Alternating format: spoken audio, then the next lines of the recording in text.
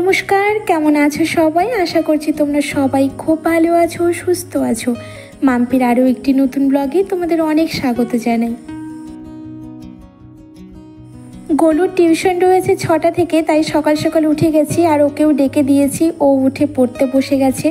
ততক্ষণে আমি বিছানাটা গুছিয়ে নিচ্ছি। ফ্রেশ এখনও হইনি, বিছানা গোছানো হয়ে গেলেই ফ্রেশ হব। আর আজকে না আমি বিছানার চাদরটাকে একটু চেঞ্জ করে দিলাম।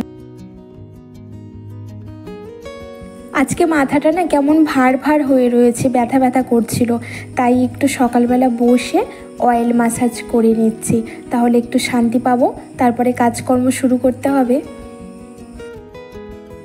আমি শ্যাম্পু করে একদমই থাকতে পারি না। যেদিনকে শ্যাম্পু করি সেদিনই আমি তেল মেখে নিই, এতে আমার অনেকটা ভালো লাগে, নইলে না মাথাটা কেমন ভার ভার লাগে।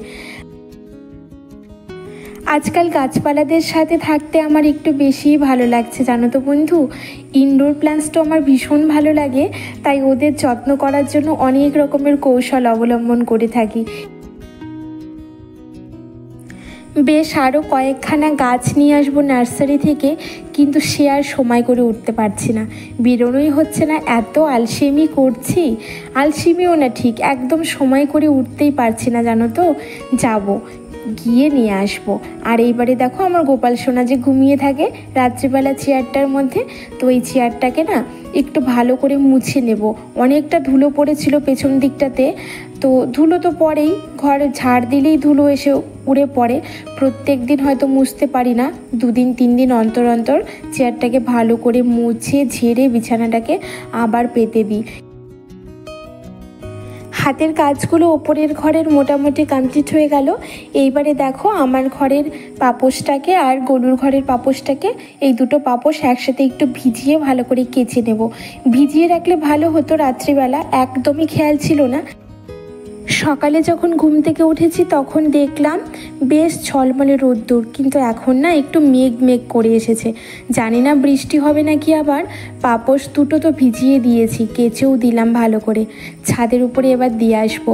আর পাপোশ যখন আমি কাচি তখন চেষ্টা করি সকাল সকালই কেচে দেওয়ার, এতে কিন্তু পাপোশটা পুরো রোদ পেয়ে শুকিয়ে যায়, তাহলে একটা ব্যাড স্মেল হয় না। ব্লু কালারের যে পাপোশটা দেখছো, এই পাপোশটা না আমার অনেক বছর আগেকার, অনেক দিন আগেকার। তো পাপোশটা পেছন দিকের কাপড়টা না নষ্ট হয়ে গেছিলো, আমি আবার ওটাকে ছিঁড়ে দিয়েছি। আর পুরোটা উলেনের, তো দেখছি কি ছোট ছোট উলেনের টুকরোগুলো বাথরুমে পড়েছিল। আবার ভালো করে বাথরুমটাকে ধুয়ে দিলাম। এবার সার্ফের কৌটাটা তুলে রেখে সোজা এসেছি ছাদে। আর ছাদে এসে তো দেখছি মেঘলা আকাশ, তবুও একটু কিন্তু করে ভয়ে ভয়ে পাপোশ দুটোকে মেলে দিলাম। মানে ভয় এটাই যে বৃষ্টি পড়লে আবার আমাকে দৌড়ে ওপরে আসতে হবে, আবার যেতে হবে, এটাই সব থেকে বড় বিরক্তিকর একটা কাজ। আর ছাদ বাগানে একটু উকি ঝুঁকি মারলাম, যেহেতু আজকে আমি ফুল তুলিনি, আমার হাজব্যান্ডই তুলেছে। তবে না বেশ কিছু আগাছা হয়েছিল জবা ফুলের টবগুলোর মধ্যে, তো আমি আবার ওই ঘাসগুলোকে তুলে দিলাম। রৌদ্র থাকলে হয়তো বেশিক্ষণ থাকতে পারতাম না, যেহেতু মেঘলা ওয়েদার। নিচের ঘরে এসে ভাত বসিয়ে দিয়েছি আর চাটাও বসিয়ে দিয়েছি। তারপর নিজের পছন্দের একখানি কাপ বের করে নিলাম। আসলে একখানি কাপ পছন্দের এটা বলা ভুল, সমস্ত কাপই আমার পছন্দের আর অনেক শখ করে কিনেছি। একদিনে কিনিনি, জানো তো বন্ধু, অনেক বছর থেকে তিলে তিলে একটা একটা করে কাপ কিনেছি। আর কেউ আমাকে গিফট দেয়নি, আমি নিজেকেই নিজে কাপগুলো গিফট করেছি। চাটা ফুটছিল, এইদিকে ভাতটাও একটু দেখে নিলাম নাড়া দিয়ে হয়েছে কিনা। না, ভাত হতে এখনও দেরি আছে। ততক্ষণে চাটাকে আমি ছেঁকে নিলাম, আর সঙ্গে অনেকগুলো বিস্কিট নিয়েছি।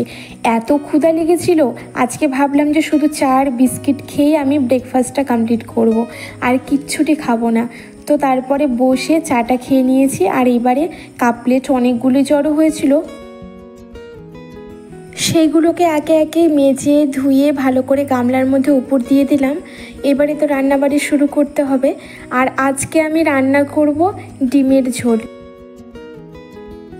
এটা দেশি মুরগির ডিম, ডিমগুলোকে আমি সেদ্ধ করতে দিয়েছিলাম। আর ডিমটা সেদ্ধ হয়ে যাওয়ার পরে ওই এগ বয়লারটার মধ্যেই আমি আলুগুলোকেও সেদ্ধ দিয়েছিলাম। আর এইগুলো না জ্যোতি আলু, সাদা আলু যেটাকে বলে, মানে ননিতাল আলু না, জ্যোতি আলু। এইগুলো খেতে খুব ভালো হয়, কিন্তু সাদা আলুগুলো আবার অনেকটা মিষ্টি মিষ্টি মনে হয়। তো আলুটা বেশ সুন্দর মোমের মতো করে সেদ্ধ হয়ে গেছে। তারপরে খোসাগুলোকে ছাড়িয়ে নিয়ে এবারে এগ বয়লারটাকে ভালো করে একটু মুছে নিলাম, ম্যাজিক লিকুইডটা দিয়ে মুছে এটাকে জায়গার মতো রেখে দিলাম। আজকে শুধু ডিমের ঝোল আর ভাতই করব, কারণ গোলু আমি দুজনে খাবো, আমার হাজব্যান্ডের নেমন্ত্রণও আছে, সেখানে যাবে। আর কিচ্ছুটি রান্না করব না, ফ্রিজে চাটনি করা আছে, সঙ্গে কিছু একটু ভাজা করে নেব। আর বাটাবটির ঝামেলা ছাড়াই আজকে ডিমের ঝোলটা রান্না করব। ঠিক পিকনিকে যে সব কিছু ছিঁড়ে ছিঁড়ে দিয়ে আদাটাকে গ্রেট করে দিয়ে রান্না করা হয় না ডিমের ঝোল, ঠিক সেই রকমভাবেই রান্না করব, একদম হালকা পাতলা। এইরকমভাবে ডিমের ঝোল কিন্তু দারুণ টেস্টি হয়। যদি দেশি মুরগি বা হাঁসের ডিম হয় তাহলে তো কোনো কথাই নেই। ওইদিকে পেঁয়াজটা যতক্ষণে ভাজা হচ্ছে ততক্ষণে দেখো এই আমার সস রাখার ডাব্বাগুলোকে একটু না জলে ভিজিয়ে দিলাম, জানো তো। অনেক দিন শেষ হয়ে গেছিলো, ভাবছিলাম যে পরিষ্কার করে ধুয়ে আবার রাখবো, সে আর সময় করে উঠতে পারছিলাম না। তা আজকে ফাইনালি ভিজিয়ে দিলাম। আর এইদিকে পেঁয়াজটাও ভাজা ভাজা হয়ে গেছে, এর মধ্যে গ্রেট করা আদাটাকে অ্যাড করলাম, সঙ্গে একটু জিরে গুঁড়ো, একটু ধনে গুঁড়ো আর একটুখানি কাশ্মীরি রেড চিলি পাউডার, বেশ খানিকটা শুকনো লঙ্কা ছিঁড়ে দিয়েছি আর 2-4টে কাঁচা লঙ্কাও ছিঁড়ে দিয়েছি। তারপরে আবার কষতে দিলাম মশলাটা। আর এদিকে ডাব্বা দুটো ধোয়াও হয়ে গেছে, জানালার স্ল্যাবটার মধ্যে একটু জল ঢেলে পরিষ্কার করে ধুয়ে নিলাম, তারপরে উপর দিয়ে দিলাম।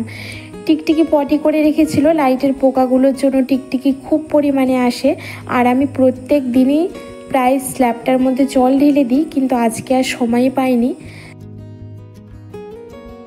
ডিমের ঝোলে জলটাও অ্যাড করে দিয়েছিলাম, ঝোলটা টকবকিয়ে ফোটার পরে ডিমগুলোকে দিয়ে দিলাম। আর এবারে বেশ খানিকটা ফুটিয়ে নেব।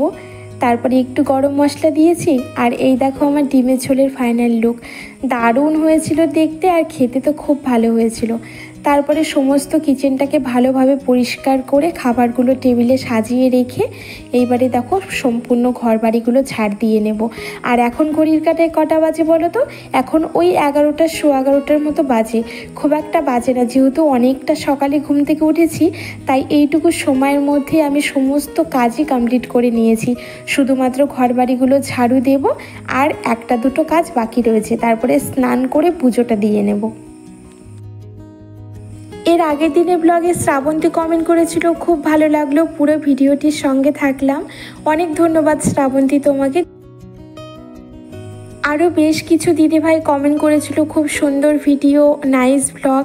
তোমাদের সবাইকে অনেক অনেক অনেক ধন্যবাদ গো। তোমাদের একটা কমেন্ট আমার কাছে এত মূল্যবান আর আমি এত খুশি হই, বিশ্বাস করো বন্ধু। বেশ কিছুদিন হলো না প্রচণ্ড পরিমাণে গরম দিয়েছে, গরমটা যেন আর নেওয়াই যাচ্ছে না। রুক্ষ সূক্ষ্ম গরমটা তবু সহ্য করা যায়, কিন্তু এই গরমটা শুধু ঘাম দিচ্ছে, শুধু ঘাম দিচ্ছে। আর ঘন ঘন পিপাসা পাচ্ছে। পুরো বাড়িটা ঝাড়ু দেওয়ার পরে প্রচণ্ড ক্লান্ত বোধ করছিলাম, তাই 1 গ্লাস ওআরএস গুলে ঢকঢক করে খেলাম। আর এবারে দেখছিলাম সসের বোতলগুলো পুরো শুকিয়ে গেছে, তাই তুলে এনে ভালো করে সসগুলোকে ভরে দিলাম, ভরে দিয়ে ঢাকনাগুলোকে আটকে দিলাম। আমি এই 2টো সসের বোতলের মধ্যে 2 রকমের সস রাখতাম, কিন্তু গলুর খুব প্রবলেম হতো, গুলিয়ে ফেলে, তাই 2টোতেই টমেটো কেচাপ রাখলাম। এবার জায়গার মতো রেখে দিই। আর এই ইলেকট্রিক কেটেলটার পাশে যে আমার জায়গাটা ফাঁকা থাকে, সেখানেই আমি সসের বোতলগুলোকে সাজিয়ে রাখি। তবে চলো বন্ধু, আজ আসি, কাল আবার আসবো নতুন ভিডিও নিয়ে। তোমরা ভালো থেকো, সুস্থ থেকো।